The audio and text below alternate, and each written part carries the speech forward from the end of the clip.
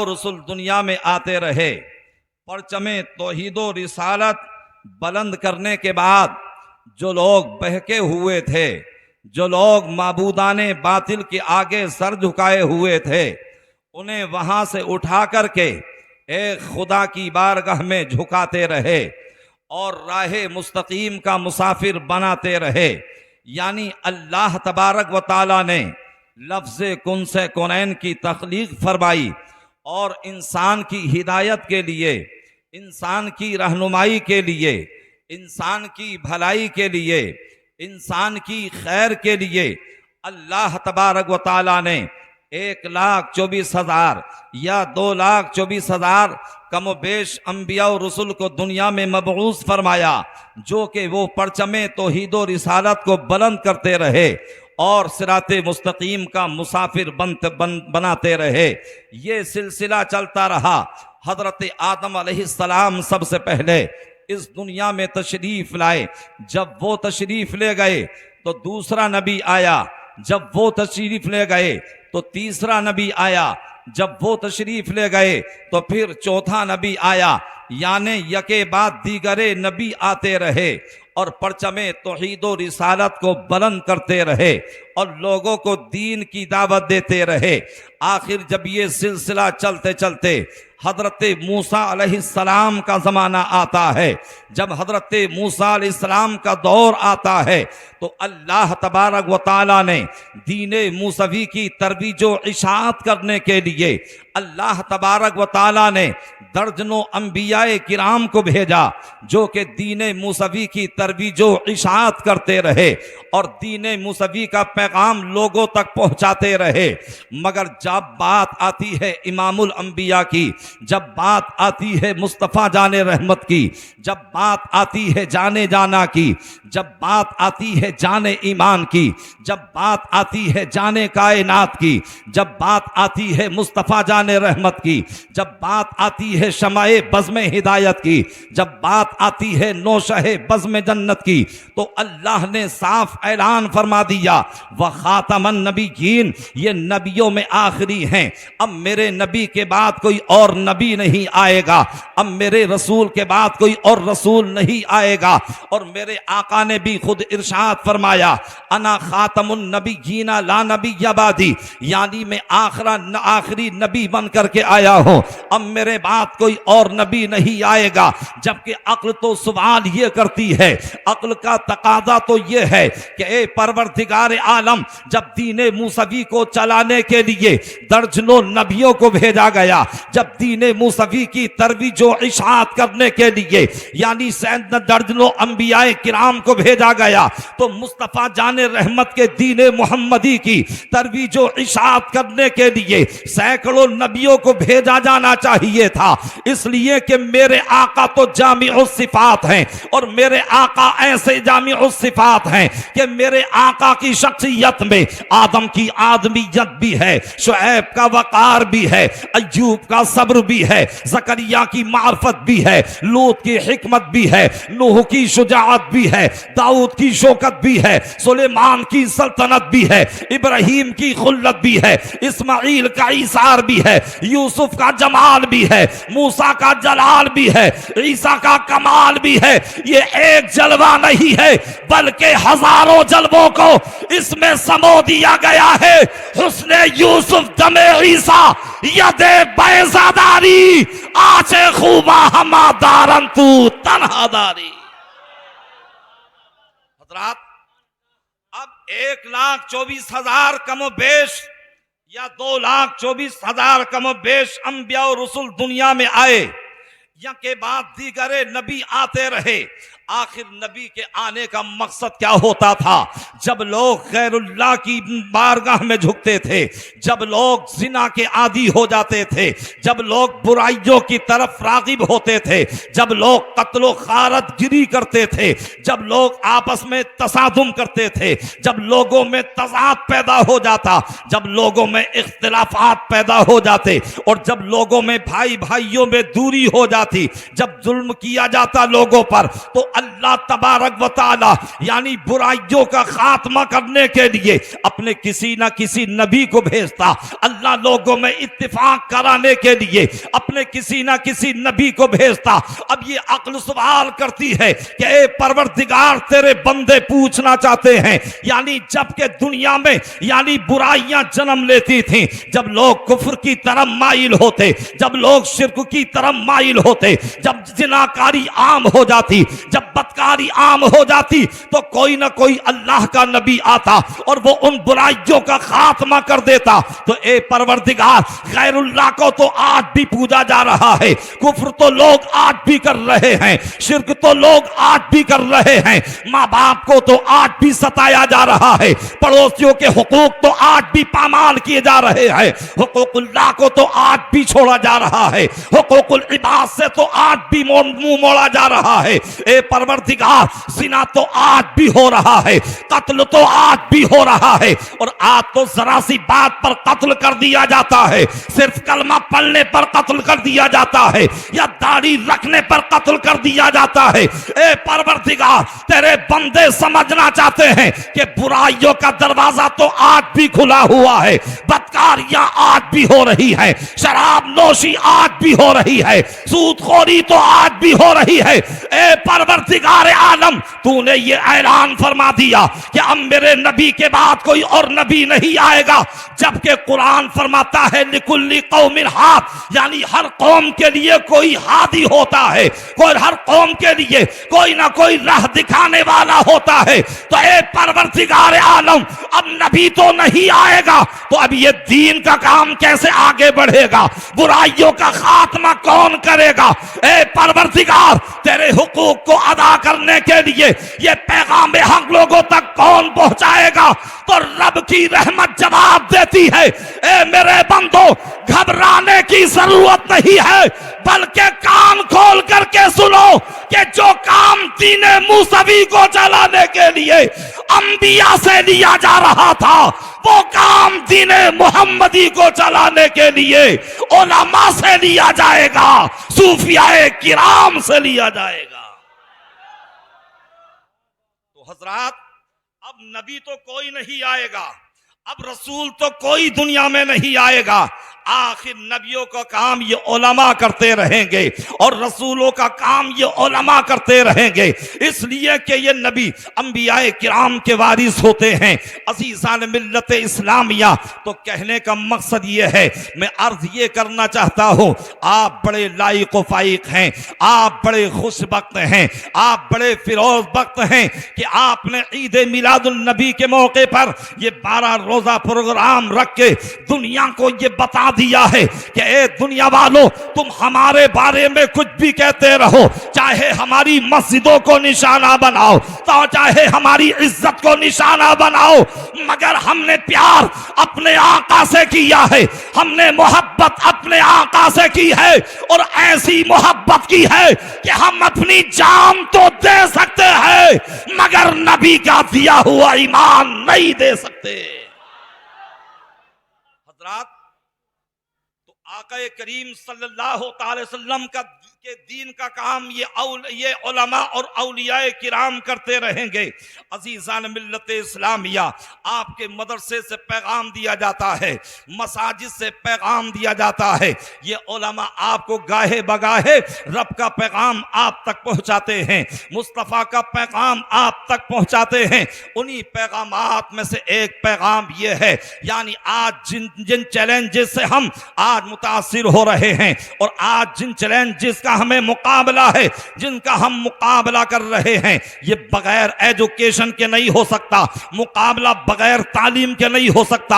आज जिन चैलेंजों का हमसे मुकाबला है, अगर आप मुकाबला करना चाहते हैं तो तालीम की जरूरत है, शिक्षा की जरूरत है, और आपको नबी के इल्म दीन, नबी के दीन इस्लाम सीखने की जरूरत है, और इसका इल्म हासिल करने की जरूरत जरूरत है। मगर वाहरे मुसलमान, आज मुझे तेरी हिरमा नसीबी पे अफसोस होता है। वो कौम कि जब 313 थे तो लरसता था जमाना, आज हैं करोड़ों तो करते हैं गुलामी। अजीजान मिल्लत इस्लामिया, आज आप अगर नजर उठा करके देखेंगे तो आपको किसी गोशे में या किसी महकमे में मुसलमान बराए नाम नजर आएंगे। तो ना तो हम दीन की तालीम हासिल कर रहे हैं, ना हम दुनिया की तालीम हासिल कर रहे हैं, बल्कि हम तो खुराफात में लगे हुए हैं। दुनिया हमारे अंदर सरायत कर चुकी है।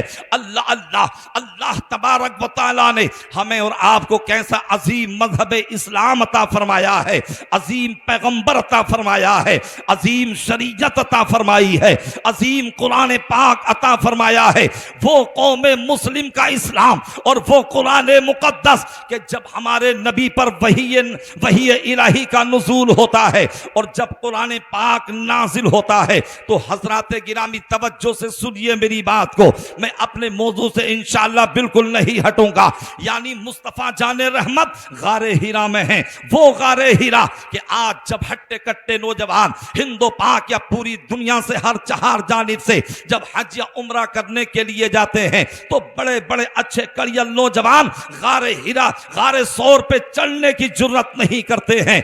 मगर वाहरे सिद्दीक अकबर, तुम्हारी मोहब्बत को सलाम, तुम्हारी उल्फत को सलाम, तुम्हारे जज्बे को सलाम। तुम अकेले नहीं चले बल्कि अपने आका को कांधों पर बिठाया है और अपने आका को गारे सौर तक पहुंचाया है। अगर अल्लाह तौफीक दे तो आप गारे सौर पर भी जाइएगा और आप गारे हीरा में भी जाइएगा। वो गारे हीरा कि जब कुरान की पहली आयत नाजिल हुई है, हजरत जिब्रील अमी हाजिर होते हैं, अर्ज करते हैं इकरा, पढ़ो।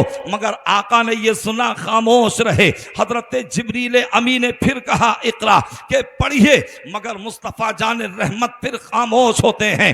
अब हजरत गिरामी, ये जो कुरान नाजिल हो रहा था ये मुरादाबाद के लोगों में नाजिल नहीं हो रहा था, ये कुंदरकी के लोगों में नाजिल नहीं हो रहा था, या ये हिंदो पाक के लोगों में नाजिल नहीं हो रहा था, ये अजमियों में नाजिल नहीं हो रहा था। उस जजीरतुल अरब में और उस मक्के के अंदर और उस गारे हिरा के अंदर नाजिल हो रहा था।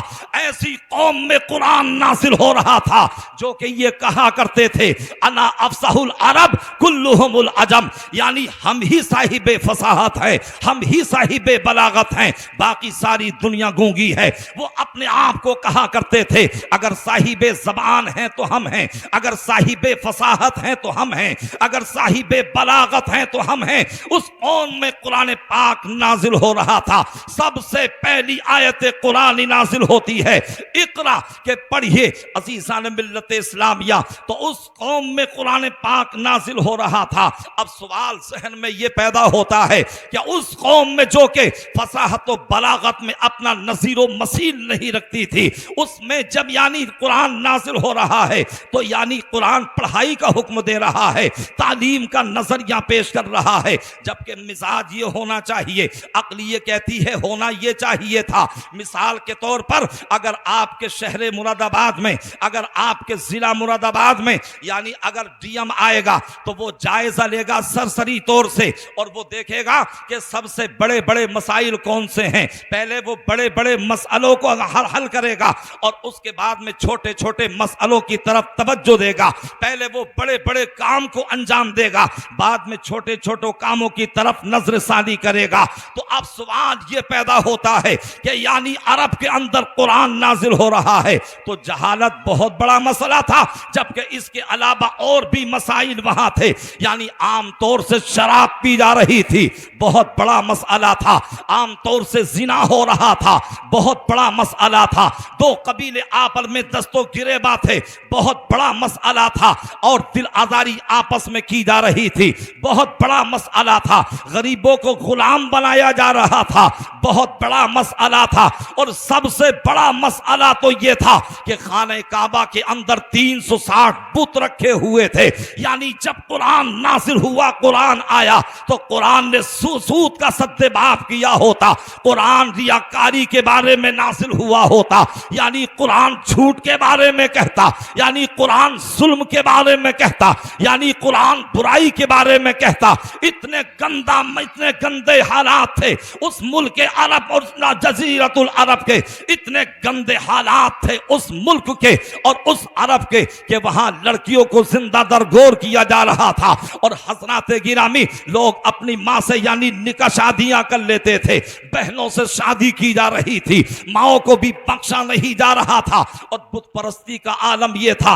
आज हमारे बरादराने वतन तो सिर्फ मंदिर में जाकर के घुटना टेकते हैं या मंदिर में जाकर के घंटा बजाते हैं, मगर जब वो लोग बुतों को पूछते थे तो जब उन्हें सफर पे जाना होता, जब वो माले तिजारत लेकर के जाते तो यानी सत्तू के आटे का या जौ के आटे का जो है वो बुत बना लेते और उसे साथ में लेते, रास्ते में पूछते जाते थे। और जब उनका खाने का सामान खत्म हो जाता तो अपने खुदा को खा भी जाया करते थे। अजीब बंदे थे, यानी बुतों को पूज भी रहे थे और भूख लग रही थी तो खा भी रहे थे। तो सबसे बड़ा मसला यह था, यानी कुरान शिर्क के बारे में कहता, यानी कुरान कुफ्र के बारे में कहता, मगर परवरदिगार आलम ने जो सबसे पहली आयत करीमा नाजिल फरमाई तो वो तालीम से नाजिल फरमाई। रब्बे काबा ने ये बता दिया, ए मेरे बंदो, तालीम से आगाज इसलिए किया जा रहा है कि जिस मुआशरे में तालीम होगी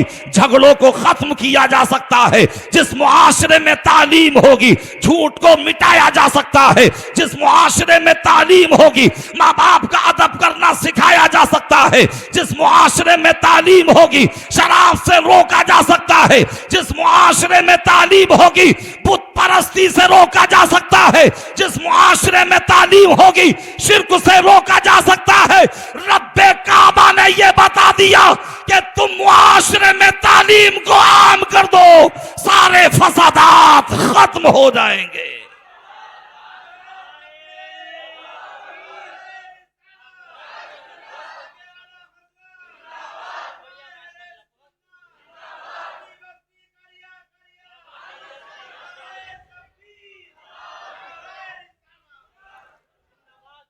हजरात, अब आप में से ये अहले इल्म हजरात बैठे हैं, मैं इनकी तवज्जो का मोहताज हूं।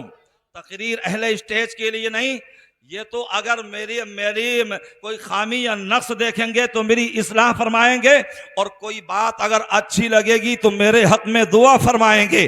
तकरीर तो आवाम के लिए होती है। तो कहने का मकसद ये है कि मुआशरे में तालीम आम कर दो, इंशाअल्लाह फसादात का दरवाज़ा बंद हो जाएगा। अब आप में से कोई भी अहले खिरात, ज़ी शऊर और निहायत ही मुदब्बिर और बहुत ही चालाक व दाना आदमी नौजवान खड़े होकर के ये सवाल कर सकता है, मौलाना आप कैसी बात कर रहे हैं कि तालीम को आम कर दो, फसादात का जो है दरवाजा बंद हो जाएगा। तो आप जरा ये बताइए कि बर्मा में मुसलमानों का कत्लेआम किसने किया? वो जाहिल कौम नहीं थी, बल्कि वो पढ़े लिखे लोग थे। अफगानिस्तान में बम किसने बरसाए हैं? वो जाहिल लोग नहीं थे, बल्कि वो पढ़े लिखे लोग थे। और यानी इराक में मुसलमानों को किसने तबाह किया? वो कोई जाहिल कौम नहीं थी, पढ़े लिखे लोग थे। सद्दाम को फांसी पर किसने लटकाया? वो कोई जाहिल कौम नहीं थी, बल्कि वो पढ़े लिखे लोग थे। और आज फिलिस्तीन पर बमबारी की जा रही है, उनकी गोदों को उजाड़ा जा रहा है, उनके सुहाग को लूटा जा रहा है, उनका असाए पीरी छीना जा रहा है, उनके बुढ़ापे का सहारा लिया जा रहा है। तो ये कोई इस्राएली यहूदी या कोई जाहिल कौम नहीं है, ये तो इतने पढ़े लिखे हैं कि मीडिया पर इनका कब्जा है, टेक्नोलॉजी पर इनका कब्जा है, बायोलॉजी पर इनका कब्जा है। ईसाइयों की आबादी ज्यादा है, यहूदी मुट्ठी भर है पूरी दुनिया में, मगर तसल्लुत उनका है, इक़्तिदार उनका है। मेरे भाइयों, आपको मैं एक पैगाम यहां ये देना चाहूंगा। जब से फिलिस्तीन की वो लड़ाई चली है, कसम खुदा की, जब कोई वीडियो देखने का मौका मिलता है, आंखों से आंसू का सैलाब जारी हो जाता है और वो वीडियो देखी नहीं जाती। उन बच्चों का तड़पना नहीं देखा जाता, उनका बिलखना नहीं देखा जाता। और आज हम बड़े मजे से यानी इस्राएल की बनाई हुई हम पेप्सी का इस्तेमाल करते हैं। आज की इस मुकद्दस महफिल में मैं तो ये आपसे अहद लेना चाहता हूं। अरे मेरा तो मामला यह है कि जब कोई मुझे पेप्सी दिखाता है या पिलाने की कोशिश करता है तो कसम खुदा खुदा की फिलिस्तीन के मुसलमानों का बच्चों का मुझे उसमें खून नजर आता है। आज ये अज़्म मुसम्मम करके जाइए कि फिलिस्तीन की जितनी भी अशिया है ना हम खरीदेंगे ना बेचेंगे, इसलिए कि अल्लाह तबारक व तआला इरशाद फरमाता है वतआवनु अलल बिर्रि वत्तक़वा, कि तुम नेकी और परहेजगारी पर मदद करो और बुराई पर बाहम मदद ना करो। यानी अगर तुम इसराइल की हिमायत में नहीं बल्कि उसके प्रोटेक्ट को आप रद्द करेंगे तो यही फिलिस्तीनियों की मदद करना होगा। अल्लाह तुम्हारे अमल से राजी हो जाएगा और परवरदिगार तुम्हें इज्जत अता फरमाएगा। तो बताओ, आज के बाद बड़े आराम से हमारे नौजवान पीते हैं, क्या तुम्हें उन फिलिस्तीनियों का खून नजर नहीं आता पेप्सी में या मैरिंडा में या स्प्राइट में? जितनी भी अशिया हैं अपने हिंदुस्तान की कंपनी को आप आगे बढ़ाइए। बहुत सारी फ्रूटी वगैरह हैं जो कि हिंदुस्तान की हैं अजीज़ान मिल्लत इस्लामिया, तो आप उसका बाइकाट कीजिएगा और कम से कम हम फिलिस्तीन के लिए मदद तो भेज सकते हैं, और लोग भेज रहे हैं और हमें उनकी मदद करनी चाहिए अजीज़ान मिल्लत इस्लामिया। लेकिन जो मदद करने की पोजीशन में नहीं, हमारे दिल पर किसी का कब्जा नहीं। अगर कब्जा है तो मोहम्मद अरबी का कब्जा है। हम दिल के साथ में फिलिस्तीनियों के साथ हैं। तो आप में से कोई कह सकता है कि आज मस्जिद अक्सा पर हमला किया जा रहा है, ये कोई जाहिल लोग नहीं हैं, फिलिस्तीनियों को मारा जा रहा है, ये कोई जाहिल लोग नहीं हैं और पूरे गज़ा को यानी मलबे में तब्दील कर दिया, तो ये कोई जाहिल कौम नहीं है। लिहाजा मेरे भाइयों, आप में से कोई सवाल कर सकता है कि आपने कैसे दावा किया है कि तालीम को दुनिया में मुआशरे में आम कर दो, फसादात का खात्मा हो जाएगा। अरे तालीम तो नजर आती है मगर फसादात फिर भी नजर आते हैं, उनका खात्मा नजर नहीं आता। तो इसका जवाब इसी आयत करीमा में है। अगर आदमी तवज्जो से पढ़े तो इसका जवाब इसी आयत करीमा में है। आओ हजरत आयशा सिद्दीका रज़ी अल्लाह ताला अन्हा से मालूम करते हैं। ए उम्मुल मोमिनीन, आप बताइए, तो आप इसका जरा इशारा फरमाइए और आप इसका इजाला फरमाइए। हजरत आयशा सिद्दीका फरमाती हैं कि जब मुस्तफा की बारगाह में हजरत जिब्रील अमी आए और आने के बाद में कहा इकरा के पढ़िए, तो मुस्तफा खामोश रहते हैं। फिर हजरत जिब्रील ने कहा इकरा के पढ़िए, तो मुस्तफा खामोश रहते हैं।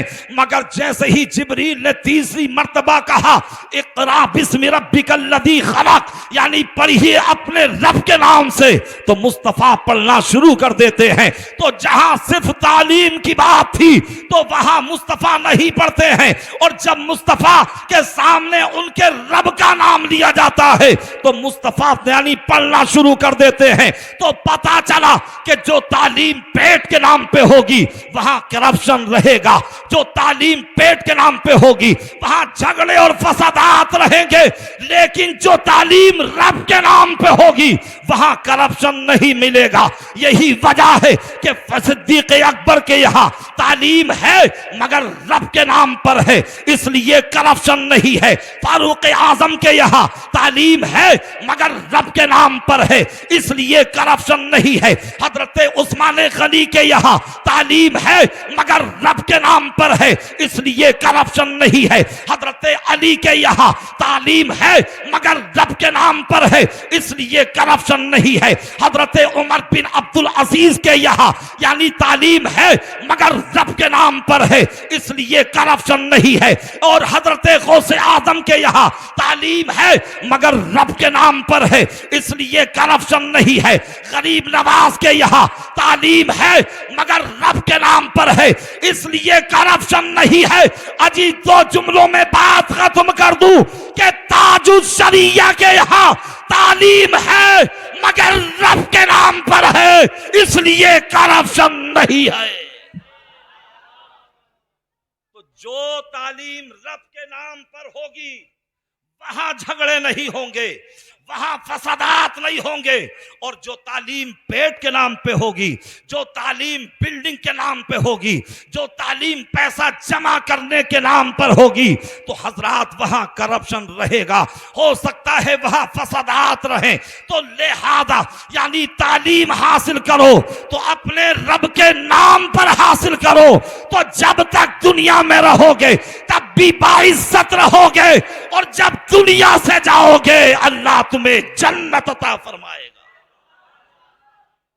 हज़रात, कुरान फरमाता है आज वो कौम कि जिसके नबी पर कुरान नाजिल होने की जब शुरुआत और इब्तिदा होती है तो इब्तिदा ही तालीम से होती है, मगर आज हमने तालीम को भुला दिया है।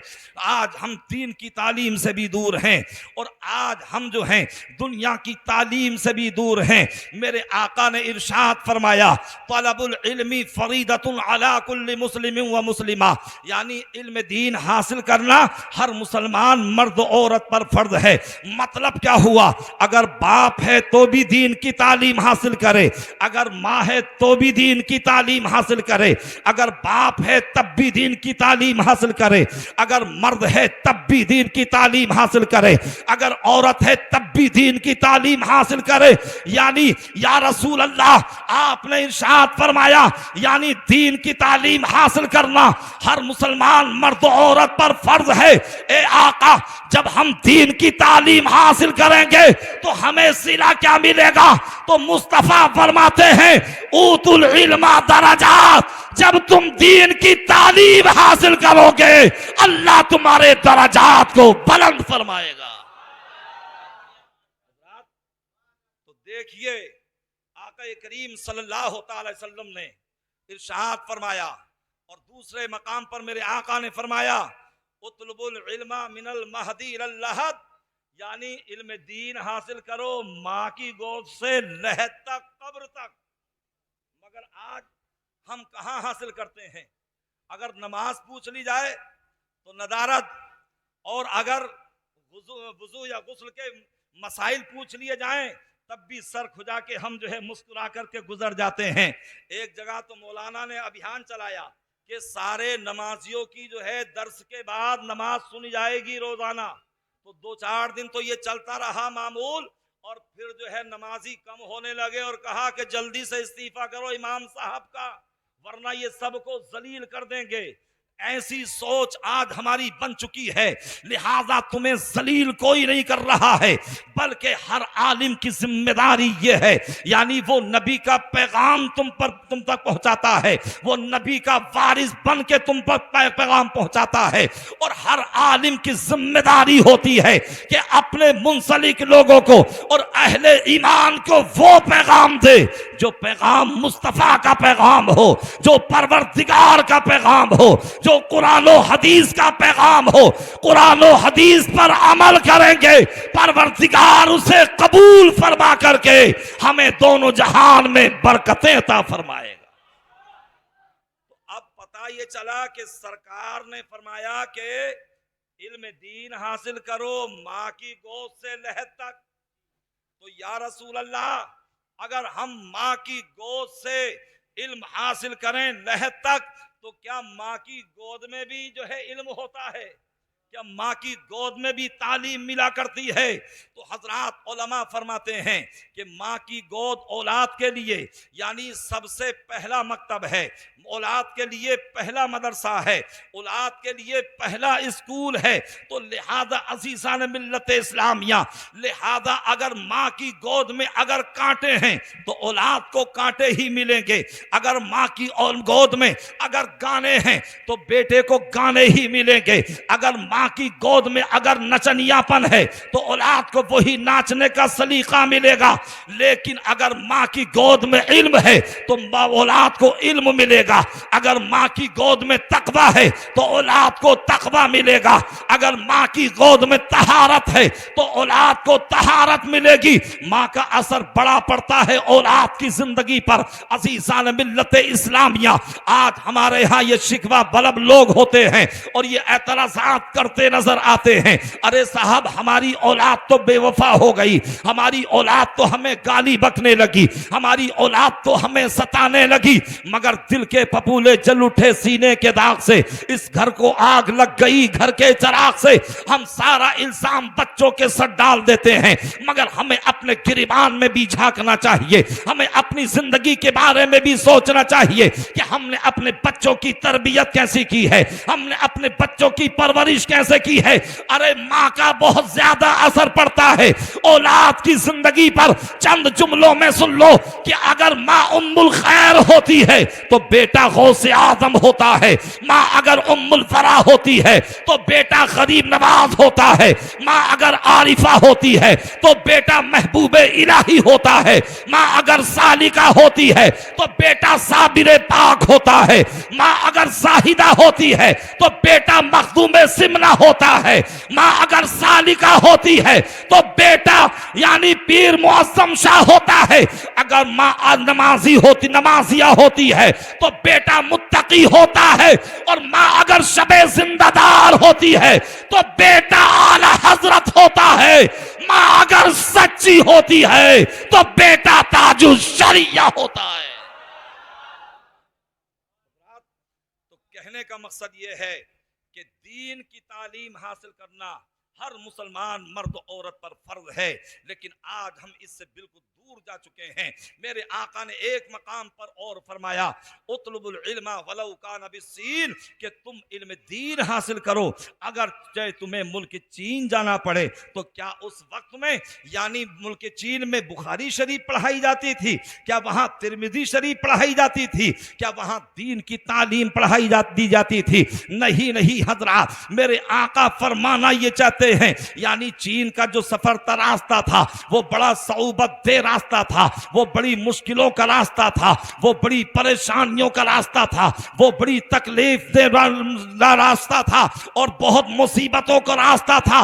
तो मेरे आका ये बताना चाहते हैं कि अगर तुम्हें दुश्वारियों से गुजरना पड़े तो तुम गुजर जाना, अगर तुम्हें गुर्बत उठानी पड़े तो तुम उठा लेना, अगर उस्ताद की मार झेलनी पड़े तो तुम उसे झेल लेना, अगर भूखा रहना पड़े तो तुम भूखे रह लेना, अगर प्यास बर्दाश्त करनी पड़े तो तुम प्यास को बर्दाश्त कर लेना। जब तुम इन पे बर्दाश्त चीजों पे बर्दाश्त करके दीन की तालीम हासिल करोगे तो रब की रहमत ऐलान करेगी, ए मेरे बंदे दीन की तालीम हासिल करना ये तेरा काम था, तुझे हाफिज़े कुरान या आलिमे दीन बनाना मेरा काम है।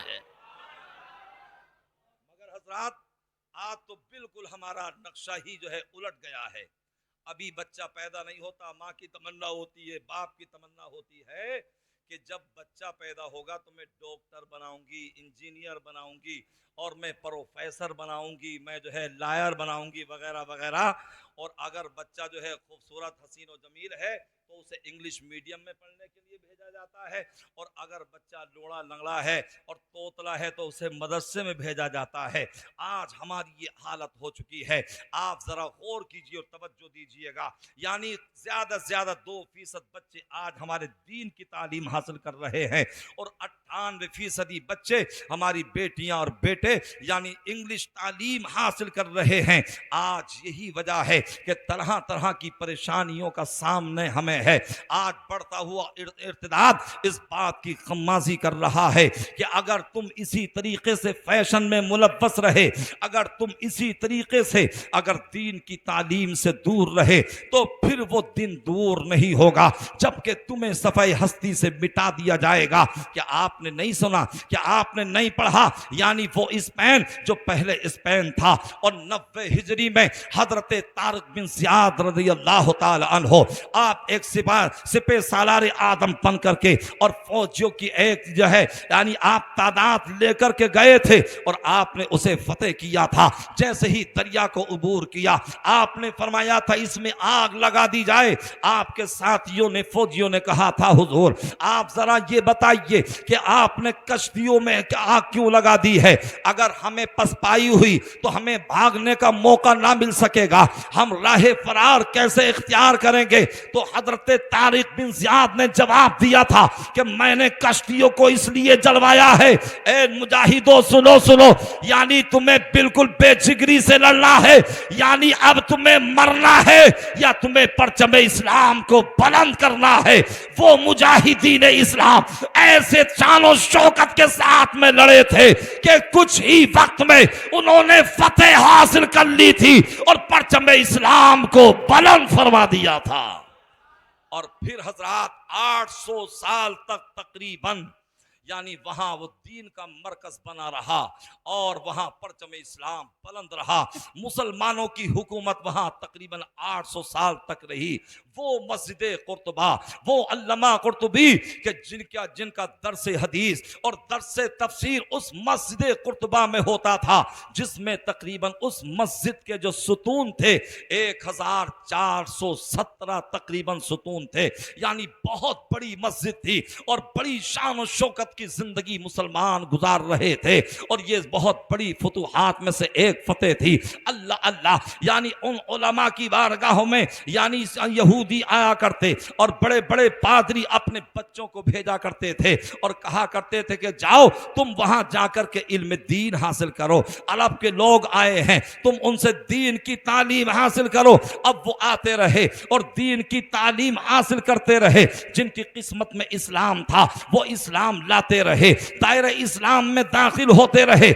आखिरकार वो तो यानी इल्म दीन हासिल करके तरक्की करते रहे, बुलंदी हासिल करते रहे, मगर मुसलमानों का इक़्तिदार घटता रहा, मुसलमानों की शान और शौकत कम होती रही, मुसलमानों का वक़ार कम होता रहा, मुसलमानों का दबदबा बंद हो गया, खत्म होता रहा। यहां तक कि वो वक्त आया कि मुसलमानों का वहां से सफाया कर दिया गया। जो मस्जिदें थी या तो गिरजे घर में उन्हें तब्दील कर दिया गया या घोड़ों के लिए अस्तबल बनाए गए। अज़ीज़ान मिल्लत इस्लामिया, आखिर ये यानी इस तरह का सवाल क्यों आया था, मुसलमानों का नामो निशान क्यों मिट गया था? तो इसकी वजह यह थी कि मुसलमान दीन से दूर हो गए थे, मुसलमान शरीयत से दूर हो गए थे, मुसलमान कुरान से दूर हो गए थे, मुसलमान हदीस मुस्तफा से दूर हो गए थे और वो शराब में मुस्तगरक हो चुके थे, वो फैशन में मुस्तगरक हो चुके थे और उर्यानियत उनके अंदर जन्म ले चुकी थी। जब वो उसमें खो गए तो फिर उनकी जो है शौकत पे ज़वाल आ गया। इसीलिए डॉक्टर इकबाल ने कहा था, कुव्वते फिक्र अमल पहले फना होती है, फिर किसी कौम की शौकत पे ज़वाल आता है। आज यही हालात कुछ हमारे भी हैं। लिहाजा मेरे भाइयों, हिंदुस्तान के हालात यूं तो पूरी दुनिया में मुसलमानों के हालात बड़े खराब हैं, मगर इस वक्त में हिंदुस्तान के हालात बड़े अबतर हैं, बड़े नाजुक तरीन चल रहे हैं। हम बहुत ज्यादा ख्वाब गफलत में पड़े हुए हैं। अब हमें ख्वाब गफलत के पर्दे को चाक करके जागना होगा। अब हमें बेदार होना होगा। अब हमें दीन की तालीम हासिल करनी होगी। जब तक आदमी के अंदर दीन की तालीम ना हो, उसे क्या पता कि खुदा कौन है। अगर दीन की तालीम नहीं है तो वो नबी को नहीं पहचान सकता, अजी अपने आप को भी नहीं पहचान सकता। जबकि मेरे आका इरशाद फरमाते हैं, मन अरफ नफ्सहू फकद अरफ रब्बा, यानी जिसने अपने आप को पहचान लिया उसने अपने परवरदिगार को पहचान लिया। तो ये तारुफ, ये पहचान अगर होती है तो इल्म दीन से हुआ करती है। अज़ीज़ान मिल्लत इस्लामिया, तो आका करीम सल्लल्लाहु अलैहि वसल्लम के फरमान पर हमें अमल करना है। हमें अपनी बेटियों को भी पढ़ाना है, हमें अपने बेटों को भी पढ़ाना है। आज दुनिया ये इल्जाम इस्लाम पर लगाती है, उलमाए दीन पर लगाती है और मुसलमानों पर लगाती है कि ये उलमा तो दुनिया की तालीम को पढ़ने को और सीखने को मना करते हैं। ना इस्लाम ने कहीं मना किया है, ना कोई आलिम दीन दुनिया की तालीम हासिल करने को मना करता है। हाँ, इतना जरूर है, इसलिए कि हजरत गिरामी कोई आलिम दीन मना नहीं करता, इसलिए कि जब हम घर बनाते हैं तो हमें एक इंजीनियर इंजीनियर की जरूरत होती है, जब हम बीमार होते हैं तो हमें एक डॉक्टर की जरूरत होती है, जब हम पर कोई मुकदमा होता है तो हमें एक वकील की जरूरत होती है, जब हम पर कोई मुकदमा होता है तो हमें एक सियासतदान की भी जरूरत होती है। तो लिहाजा अपने बच्चों को डॉक्टर भी बनाओ, अपने बच्चों को इंजीनियर भी बनाओ, अपने बच्चों को प्रोफेसर भी बनाओ, अपने बच्चों को लॉयर भी बनाओ, मगर ये सब कुछ बनाने से पहले अपने बच्चों को दीन की तालीम दिला करके मुस्तफा का दीवाना बना दो। लिहाजा हम अपने बच्चों को दुनिया की तालीम भी दिलवाएं और हम जो है दीन की तालीम भी दिलवाओगे। आज देखिए, अगर मदरसे में बच्चा आता हो, हजरत अल्लामा मौलाना शब्बीर हुसैन साहब क्या कोई पढ़ता हो या मौलाना मुफ्ती साहब मौसूफ क्या कोई पढ़ता हो, और अगर जरा से जाकर के बच्चा घर पे जाए, माँ को सलाम ना करे, बहन को सलाम ना करे, बाप को सलाम ना करे, तो हम फौरन जो है मदरसे में आते हैं और कहते हैं मुफ्ती साहिब आपने बच्चों को क्या तालीम दी है, आपने इसे क्या अदब सिखाया है। ये तो मुझे कभी सलाम नहीं करता, ना अपनी माँ को सलाम करता है, ना अपनी बहन को या बाप को सलाम करता है। मगर मुझे ईमानदारी से बताइए, हम ये हिसाब लेने के लिए मदरसे में या इमाम के पास तो चले जाते हैं, मगर हजरात जरा ये बताइए, क्या कभी कोई टीचर से स्कूल में पूछने के लिए गया, क्या किसी ने कॉलेज में जाकर के पूछा कि आप इसे तालीम क्या देते हैं, आप इसे सबक क्या सिखाते हैं, आप इसे अदब क्या सिखाते हैं? अगर आप जाकर के सवाल भी करेंगे तो कॉलेज में पढ़ाने वाला मास्टर और टीचर कहेगा कि मैं सिलेबस पढ़ाने के लिए हूं, मैं तुम्हारे बच्चे को और बातें सिखाने के लिए नहीं हूं, आपको जवाब देकर के भेज दिया जाएगा। मगर ये मदरसे जहां दीन की तालीम दी जाती है, यहां यह बताया जाता है कि मां के कदमों के तले जन्नत है, बाप जन्नत के दरवाजों में से, यानी बीच का दरवाजा है, अपनी मां के कदमों को चूम लो, अल्लाह तुम्हें जन्नत अता फरमा देगा। मगर आज हम दीन की तालीम दिलाते नहीं है, और जब हमारे बच्चे यानी जो है बड़े हो जाते हैं, जवान हो जाते हैं, तो फिर जो है हम परेशान होते हैं, कभी उन मौलाना के पास, कभी उन मौलाना के पास, और जाकर के जो है हम जो है हजरात गिरामी यानी हम जो है तावीज़ात की रट लगाते हैं, तरह तरह की बातें करते हैं। तो लिहाजा हम अपने बच्चे की हर हरकत पे, हर नज़र पे हम उसकी नज़र रखें और उसके हर अमल पे हम अपने नज़र रखें। जब हम अपने बच्चों की अच्छी तरबियत करेंगे, इसलिए कि आज हिंदुस्तान के अंदर ये मुनज़्ज़म प्लानिंग चल रही है और कुछ कमेटियां तश्कील दी जा चुकी हैं। यानी हजारों की तादाद में लड़कियों का कत्ल किया जा रहा है कि तुम अपने झूठे मोहब्बत के जाल में मुसलमान लड़कियों को जो है यानी फंसाओ और फिर उनसे तुम बदकारी करो और फिर उन्हें जहर दे करके या फांसी दे करके या कहीं ढकेल करके उनका कत्ल कर दो, मार दो। मगर अजीज़ान मिल्लत इस्लामिया, आप मुझे जरा ये बताइए, हमारी माएँ बहनें भी गुफ्तगू सुन रही होंगी, और अगर नहीं सुन रही हैं तो मेरा ये पैगाम पूरी दुनिया में सुनाया जाए। आज हमारी माँ भी जो है, हमारी माँ भी परेशान है, आज हमारा बाप भी परेशान है कि मैंने अपनी बेटी को स्कूल में भेजा है। हज़रात गिरामी जरा तवज्जो तो दीजिए, जब किसी की बेटी स्कूल में जाती है, माँ तड़पने लगती है, बाप तड़पने लगता है कि मेरी बेटी पढ़ने के लिए गई है। लिहाजा मेरे भाइयों, अब ये रुकावटें कहाँ आती हैं? ये परेशानियां वहां आती हैं जिस घर में मॉडर्न माहौल होता है, जिस घर में सिर्फ दुनिया की तालीम होती है, जिस दिन में सिर्फ यूट्यूब की तालीम होती है, जिस घर में सिर्फ फेसबुक का माहौल होता है, या जिस घर में सिर्फ इंटरनेट का माहौल होता है, ये परेशानियां उस घर में आती हैं। कोई आलिमा आपको ऐसी ना मिलेगी जो किसी काफिर के साथ में भाग गई हो या गैर मुस्लिम के साथ में भाग गई हो। अरे तुम भाग जाने की बात करते हो, वो तो उसके मुंह पर थूक भी नहीं सकती सकती, इसलिए कि वो जानती है। अल्लाह ने फरमाया या अय्युहल्लज़ीना आमनू इन्नमल मुशरिकूना नजस, ए ईमान वालों मुशरिक निरे नापाक हैं। और मसला यह है कि कोई मुसलमान नापाक जगह पर अपना थूक भी न थूके, डालना जायज नहीं है। अगर तुम्हें थूकना है तो पाक जगह पर थूको। तो अगर दीन की तालीम से हमारी बहन या बेटी आशना होगी तो उसके साथ में जाना तो बहुत बड़ी बात, वो उसके मुंह पर थूकना भी गवारा नहीं करेगी। अगर कोई उसकी कलाई को पकड़ करके मोहब्बत का प्यार का पैगाम देगा तो वो ये जवाब देती हुई नजर आएगी, अरे जालिम दूर हो जा। यानी हम अपनी तहसीब पे कायम है। हम जब घर में हैं तब भी सीरत फातिमा को अपनाती है, जब हम स्कूल में हैं तब भी सीरत फातिमा को अपनाती है। तो ये सलीका, ये जवाब कब आएगा? जबकि हमारी बहनों के अंदर, बेटियों के अंदर, बेटों के अंदर, भाइयों को जब हमें दीन की तालीम मालूम होगी, हमने दीन हासिल किया होगा। हजरात गिरामी सरकार फरमाते हैं हर मुसलमान मर्द औरत पर इल्म दीन हासिल करना फर्ज है। यानी उलमा फरमाते हैं अगर आदमी बालिग हो जाए तो उस पर जो है नमाज के मसाइल सीखना फर्ज है। अगर आदमी बालिग हो जाए तो उस पर रोजे के मसाइल सीखना फर्ज है।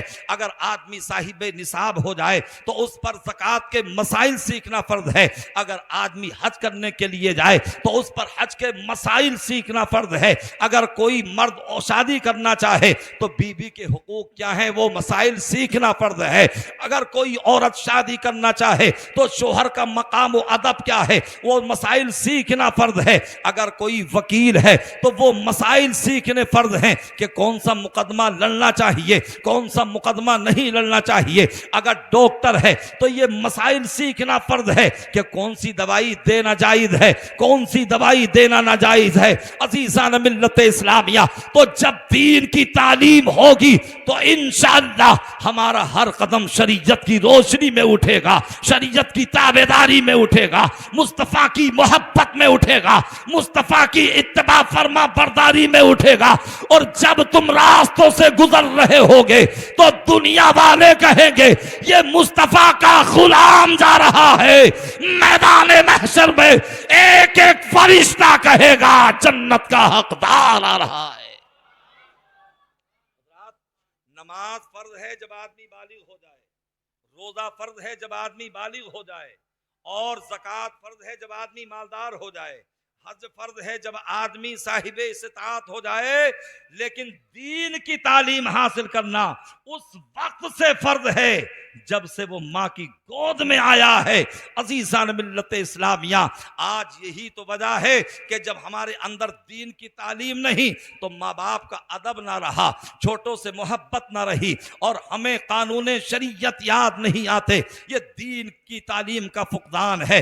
वरना हजरात, मुसलमानों को तो शरीयत सवारना चाहती है, राह मुस्तकीम का मुसाफिर बनाना चाहती है। यहां मैं एक बात बताना चाहता हूं, अभी माह रमजानुल मुबारक से पहले मुझे हैदराबाद जाने का इत्तेफाक हुआ। शबे बारात के प्रोग्राम में, बहुत बड़ा प्रोग्राम था, तो एयरपोर्ट पर जब वो रिसीव करने के लिए आए तो उनमें एक नौजवान ऐसा भी था, यानी उसके बड़े बड़े बाल थे और बालों से कुछ माथा छुपा हुआ था। झटका मारा तो उसका चेहरा साफ नजर आने लगा। मैंने कहा भाई बड़े अच्छे बाल हैं तुम्हारे। कहने लगा ये तेरे, मैंने कहा ये मांग कौन सी है? तो कहने लगा ये तेरे नाम की मांग है। मैंने कहा जालिम, मैंने तुझसे कब कहा कि तू मेरे नाम की मांग निकाल? कहा मौलाना आप तो सीधे साधे लोग होते हैं, आपको दुनिया का क्या पता।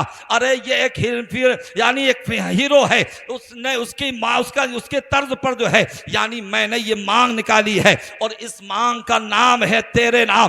तो मैंने उससे कहा था नादान, अगर तू अपने बाल बढ़ा करके और अपनी मांग निकाल करके बीच में और गुंबदे खजरा की तरफ रुक करके कहता या रसूल अल्लाह मेरी ये मांग तेरे नाम, मेरे ये बाल तेरे नाम, मेरी ये दाढ़ी तेरे नाम, मेरा ये लिबास तेरे नाम, मेरी ये इबादत तेरे नाम, जब तू अपनी जिंदगी कर देता मुस्तफा के नाम तो गुंबदे खजरा से आवाज आती, ए मेरे गुलाम जब तेरी ये तमाम चीजें मेरे नाम, तो सुन, जन्नत की बहारें तेरे नाम, जन्नत के अशजात तेरे नाम, जन्नत के अनहार तेरे नाम, और जन्नत के महल्लात तेरे नाम, और जन्नत की हूरें तेरे नाम।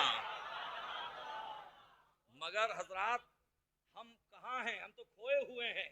आप जानते हैं इस हिंदुस्तान में अंग्रेजों के आने से पहले इंग्लिश का कोई ऐसा वजूद नहीं था, और नौकरी अगर लगती थी तो हजरात इसी उर्दू के पढ़ने से लगती थी। इससे लोग जज भी बनते थे, इससे लोग सिपाही भी बनते थे, इससे लोग पटवारी भी बनते थे, यानी सारी नौकरियां इसी से मिलती थी। मगर जब अंग्रेज आए और उनके पादरियों ने देखा तो उन्होंने मशवरा किया कि मुसलमानों को झुकाया कैसे जाए, मुसलमानों को मिटाया कैसे जाए। इसलिए कि यहूद और नसारा और ईसाइयों का यह तरीका रहा है कि इनका एक ये तरीका रहा है कि जब ये जंगी मैदान में कामयाबी नहीं पाते हैं तो ये औरतों के जरिए मुसलमानों के दीन ईमान का भी सौदा किया करते हैं, और ये अपनी औरतों को हुक्म देते हैं कि अगर तू जिनाकारी के जरिए भी फला मुसलमान या मोमिन के ईमान का फराग ले लेगी तो तू सीता या मरियम की तरह से पाकीदा रहेगी। ये उनका वो अमल है जिसे वो मुसलमानों पर इस्तेमाल किया करते हैं। अजीज़ान मिल्लत इस्लामिया, अब उन्होंने देखा तो उन्होंने जांच लिया कि मुसलमानों की जिंदगी में सीरत है और मुसलमानों के दिलों में कुरान है। इनकी जिंदगी से सीरत मुस्तफा निकाल दो, इनके सीने से कुरान को निकाल दो तो इन पर कामयाब हो जाओगे। अब हिंदुस्तान में जब उनका तसल्लुत हुआ, बड़े बड़े स्कूल खोले गए, बड़ी बड़ी यूनिवर्सिटियां खोली गई, उर्दू को कम कर दिया गया, फारसी को कम कर दिया गया, अरबी को कम कर दिया गया, और मुसलमानों पर अपनी तालीम को मुसल्लत कर दिया, अपनी तहजीब को मुसल्लत कर दिया। आज यही वजह है, आज हम उनकी तहजीब अपनाते हुए यानी हम बरहना होने लगे, आज हमारे अंदर उन्यानियत होने लगी। तो लिहाजा मेरे भाइयों, ये यहूदियों का तरीका है और उनकी बहुत बड़ी चालाकी है कि मुसलमानों को लहबो लईब में खो दो और मुस्तगरक और डुबो दो और इन्हें मुस्तगरक कर दो, इनके जिंदगी से सीरत नबी को निकाल दो और इनके सीनों से कुरान को निकाल दो। जब इनकी जिंदगी से सीरत निकल जाएगी, इनके सीनों से कुरान निकल जाएगा, तो फिर इनमें लड़ने की ताकत ना रहेगी। ये मैदान अमल में नहीं आ सकते हैं, ये मैदान जिहाद में नहीं आ सकते हैं। आज यही वजह है कि आज मगरिबी तहजीब हम पर मुसल्लत कर दी गई, हम उसी तमद्दुन में बह गए, हम उसी कल्चर में बह गए। अभी कुछ साल पहले पाकिस्तान की कुछ नंगी औरतों ने कहा था, और हिंदुस्तान की औरतें भी उसमें शामिल थी, कि अरे मियां मेरा जिस्म मेरी मर्जी, यानी हम किसी मौलाना की बात क्यों माने। लिहाजा मेरे भाइयों, उन्होंने कहा था हम किसी मौलाना की बात क्यों माने, मेरा जिस्म मेरी मर्जी। ये नारा पाकिस्तान में भी लगा था, ये नारा हिंदुस्तान में भी लगा था। अरे तुम जानते नहीं हो, मैदान करबला में यजीद और हुसैन की लड़ाई कुछ और नहीं थी, यानी यजीद अपनी तबीयत के मुताबिक जिंदगी गुजारना चाहता था, मगर हुसैन चाहते थे कि पूरी कायनात के लोग तबीयत के मुताबिक नहीं बल्कि मुस्तफा की शरीयत के मुताबिक जिंदगी गुजारें। लिहाजा मेरे भाइयों, हमें अपनी तबीयत के मुताबिक जिंदगी नहीं गुजारनी है। मेरे आका ने इरशाद फरमाया, दुनिया सिजनुल मोमिनी व जन्नतुल काफिर, यानी ये दुनिया मोमिन के लिए कैद खाना है और काफिर के लिए जन्नत है। आपने देखा होगा, आप मुरादाबाद की जेल में अपने भाइयों दोस्तों से मुलाकात करने के लिए गए होंगे। जब आदमी आजाद होता है, हम और आप आजाद बैठे हैं, चाहे तो बैठे रहें, चाहे तो चले जाएं, चाहे तो पेप्सी पिएं, चाहे तो शरबत पिएं, चाहे तो सिगरेट पिएं, चाहे तो मुर्गा खाएं, चाहे तो पान खाएं, चाहे तो हम भूखे ही सो जाएं, यानी हम आजाद हैं, हमें कोई रोकने टोकने वाला नहीं है। मगर जब आदमी जेल के अंदर जाता है, जिंदानों के अंदर जाता है, कैद खानों के अंदर जाता है, अब वो अपनी मर्जी से खा नहीं सकता, अपनी मर्जी से पी नहीं सकता, अपनी मर्जी से किसी से मिल नहीं सकता। जैसे जेलर का हुक्म होता है उसी वक्त पे दोपहर का खाना खाता है, जब शाम का वक्त होता है तो जेलर के हुक्म से शाम का खाना खाता है। जब जेलर चाहता है अपने भाइयों से मुलाकात करता है तो जब तक ये जेल के अंदर कैदी यानी बाहर था तो आजाद था, जो चाहता था वो खाता था, जहां चाहता था जाता था, मगर अब जेल के अंदर वही करना पड़ेगा जो कि जेलर की मर्जी होगी, जो हुक्काम की मंजिल होगी, जो कि यानी सलातीन की मर्जी होगी। तो बस इसी तरीके से यानी हम कैद खाने में हैं, हम आजाद नहीं बल्कि हम तो मुस्तफा के गुलाम हैं। लिहाजा मेरे भाइयों यानी जिंदगी तुम्हारी हो मगर तुम्हारी जिंदगी पर कब्जा मुस्तफा का हो, जिंदगी तुम्हारी हो मगर तुम्हारी आंखों पे हया के पर्दे मुस्तफा जाने रहमत के हो। ये नहीं चलेगा कि मेरा जिस्म मेरी मर्जी, हम अपनी मर्जी नहीं चला सकते, और जो लोग अपनी मर्जी चलाते हैं वही भटकते हैं। उन्होंने कुरान पाक का तर्जुमा किया, उन्होंने मफाहीम बदले, और किसी ने जो है कुछ कह दिया, किसी ने कुछ कह दिया, और जो मुस्तफा की मर्जी थी और वो उसी मर्जी के तहत चले तो कसम खुदा की वो खुद भी सबर गए, और जिस पर निगाहे करम उन्होंने डाल दी उनकी जिंदगी में इनकलाब बर्पा हो गया। तभी तो मेरे इमाम ने कहा या रसूल अल्लाह, सरवर कहूं के मालिको, मौला कहूं तुझे, बागे खलील का गुले सेबा कहूं तुझे, लेकिन रजा ने खत में सुखन इस पे कर दिया, खालिक का बंदा खल्क का आका कहूं तुझे। दुरूद पाक पढ़ लीजिए, आप भी थोड़ा सा काम कीजिए, मोहब्बत से पढ़िए, अल्लाहुम्मा सल्ली अला सय्यदिना व मौलाना मुहम्मदिन व बारिक वसल्लिम सलातम व सलामन अलैका या रसूल अल्लाह। जना हजरत मखदूम गिरामी नासिर मिल्लत ने जो हुक्म दिया था, टाइम मुझे दिया था, और मुर्दा बदस्ते जिंदा होता है ना, जब चाहो उसे दफन दो, जब चाहो उसे गुस्ल दो, अपनी मर्जी से वो कर नहीं सकता। तो हम मेहमान हैं, लिहाजा हुक्म दिया गया है, तो इंशाअल्लाह पूरी तामील में हुक्म की करूँगा। तो लिहाजा मेरे भाइयों, जो मुझे टाइम दिया गया था वो होने वाला है, बस आप 6-7 मिनट मेरी तकरीर को और समाप्त करने के लिए तैयार हैं? तो आहिस्ता से बोलें या रसूल अल्लाह। बड़े समझदार लोग हैं आप, अगर आहिस्ते से कहा जाए तो आप जोर से कहते हैं, और अगर जोर से कहने के लिए कहा जाए तो आहिस्ता से कहते हैं। उल्टी ही चाल चलते हैं दीवान गाने इश्क, आंखों को बंद करते हैं दीदार के लिए, आंखों को बंद करते हैं दीदार के लिए। रब का कुरान फरमाता है इक़रा बिस्मि रब्बिकल्लज़ी खलक़ खलक़ल इंसान मिन अलक़, यानी पढ़ो अपने रब के नाम से। तो लिहाजा इससे जो है हमें दुनियावी तालीम का भी इशारा मिलता है और दीन की तालीम का भी इशारा मिलता है। दीन की तालीम हासिल करना हर मुसलमान मर्द औरत पर फर्ज है, और दुनिया की तालीम हासिल करना हर मुसलमान मर्द औरत की ज़रूरत है। हमें अपना फ़र्ज भी अदा करना है और हमें अपनी ज़रूरत को भी पूरा करना है। बहुत सारे चैलेंज दिए जा रहे हैं, कभी पर्दे के नाम पर, कभी मस्जिदों को गिराने के नाम पर, कभी जो है यानी वक्फ बोर्ड में तरमीम करने के नाम पर।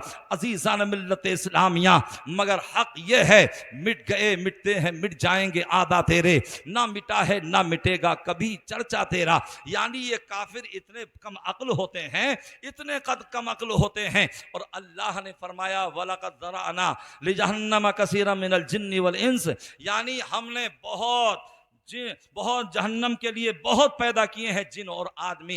लहुम कुलूबुल ला यफ़क़हून बिहा, वो दिल रखते हैं मगर उनमें समझ नहीं। वलहुम आयुनुल ला युबसिरून बिहा, वो आंखें जिनसे वो देखते नहीं। वलहुम आज़ानुल ला यस्मऊन बिहा, वो कान जिनसे वो सुनते नहीं। उलाइका कल अनआम, यानी वो चौपायों की तरह हैं, और बल हुम अदल, बल्कि उनसे बढ़कर गुमराह हैं। तो पता ये चला और मालूम ये हुआ, यानी हजरत गिरामी जो कुफ्र पर है और जो बद अकीदा है या जो बद अमाल है, तो वो जानवरों से भी जो है यानी गया गुजरा हुआ है। अल्लाह ने हमें और आपको अशरफुल मखलूकात बनाया है, कैसा अशरफ व मुकर्रम बनाया है।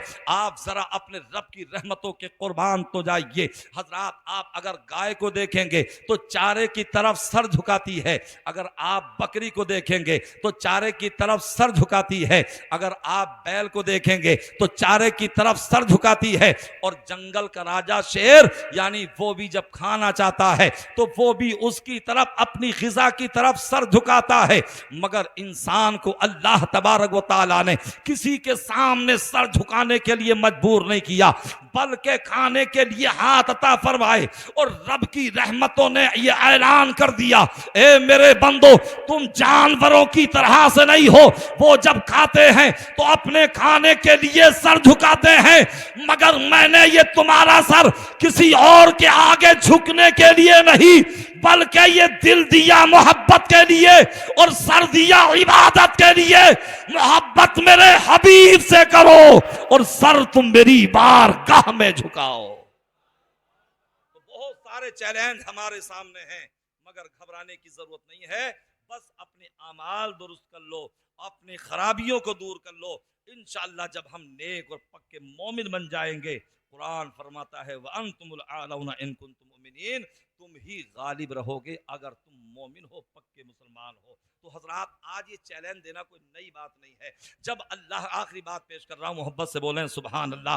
जब आज हजरात गिरामी, जब कुरान मक्के के अंदर नाजिल हुआ तो हजरात गिरामी कुफार मक्का ने देखा कि अरे इस्लाम तो धीरे धीरे बढ़ता जा रहा है, हमारे लात का क्या होगा, हमारे उज्जा का क्या होगा, हमारे हुबुल का क्या होगा। तो फिर कुफार मक्का ने ये एतराज़ किए और कहने लगे कि जैसी किताब मोहम्मद लेकर के आए हैं, जैसा ये कुरान सुनाते हैं, ऐसी किताब तो हम भी ला सकते हैं। तो जब ये आवाज गोशे नबुव्वत तक पहुंची तो अल्लाह ने फरमाया, महबूब आप ऐलान फरमा दो। मुस्तफ़ा जान रहमत ने चैलेंज फरमाया और इरशाद फरमाया, कुल इन इज्तमाअतिल इंसु वल जिन्नु अला अन यातू बिमिस्लि हाज़ल कुरान, के महबूब आप ऐलान फरमा दो कि अगर आदमी और जिन सब इस बात पर मुत्तफिक हो जाएं बिमिस्लि हाज़ल कुरान, कि इस कुरान की मानिंद ले आए, ला यातूना बिमिस्ली, तो इसका मिस्ल ना ला सकेंगे। और अगरचे उनमें उस एक दूसरे का मददगार हो। मेरे आका ने जब ये ऐलान किया, मक्के की सरजमीन पर पूरी दुनिया कुफ्र शिर्क में सन्नाटा छा गया, सबकी बोलती बंद हो गई, सबका नातिका बंद हो गया और किसी के अंदर बोलने की जुर्रत ना रही। तो फिर मेरे आका ने चैलेंज को हल्का कर दिया। जब वो इससे कासिद रहे और वो कुरान जैसी किताब ना ला सके तो फिर मुस्तफ़ा जान रहमत ने फरमाया, कुल फ़ातू बिअशरी सुवरिम मिस्लिही मुफ्तरयात, महबूब आप ऐलान फरमा दो कि तुम ऐसी बनाई हुई 10 सूरतें ही ले आओ। अगर तुम पूरा कुरान नहीं ला सकते, अगर पूरा कुरान लाने से कासिर हो तो कम से कम 10 सूरतें भी ले, 10 सूरतें ले आओ। जब आका ने यह ऐलान फरमाया, पूरी दुनिया कुफ्र में सन्नाटा छा जाता है और कोई एक भी सूरत लाने की यानी जुर्रत तो हिम्मत नहीं करता है। तो फिर मेरे आका ने चैलेंज बहुत हल्का कर दिया और इरशाद फरमाया, फातू बिसूरतिम मिन मिस्लिही इन कुंतुम सादिकीन, यानी तुम अगर पूरा कुरान नहीं ला सकते, अगर तुम 10 सूरतें नहीं ला सकते तो कुरान की सबसे छोटी सूरत यानी सूरह कौसर की मानिंद ही ले आओ। मगर तारीख बताती है कि दुनिया कुफ्र का में सन्नाटा छा जाता है और सबका नातिका बंद हो जाता है। और ये चैलेंज सुबह क़यामत तक के लिए है। ना कल किसी ने कोई जवाब दिया था, ना आज कोई जवाब दे रहा है, ना सुबह क़यामत तक जवाब दे सकता है, इसलिए कि ये ऐसी मुक़द्दस किताब है कौले मोहम्मद, कौले खुदा। फरमान न बदला जाएगा और बदलेगा ज़माना लाख, मगर कुरान न बदला जाएगा। बदलेगा ज़माना लाख मगर कुरान न बदला जाएगा। अस्तगफिरुल्लाह रब्बी